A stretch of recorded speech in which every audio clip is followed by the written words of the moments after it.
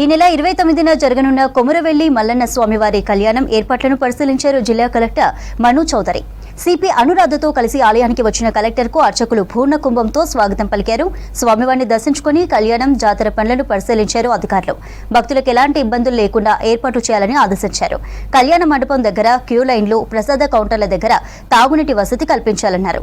అన్ని శాఖల అధికారులు సమన్వయంతో పనులు పూర్తి చేయాలని, ఏర్పాట్లను నిర్లక్ష్యం చేస్తే చర్యలు తీసుకుంటామని హెచ్చరించారు కలెక్టర్.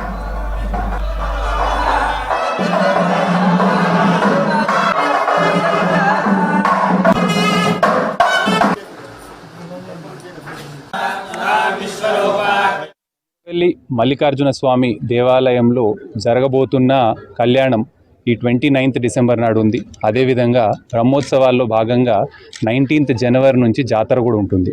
దీనికి సంబంధించి మనకి భక్తులందరూ కూడా సిద్దిపేట జిల్లాయే కాకుండా రాష్ట్ర వ్యాప్తంగా, దేశవ్యాప్తంగా కూడా భక్తులందరూ వివిధ ప్రాంతాల నుంచి ఇక్కడికి దర్శనం చేసుకోవడానికి వస్తారు.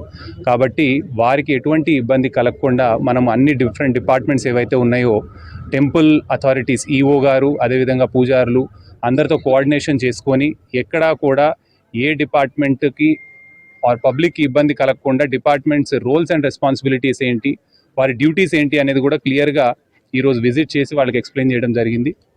ఆల్ అరేంజ్మెంట్స్ కంప్లీట్గా మనకి 25th వరకు కంప్లీట్ చేయమని కూడా చెప్పాము.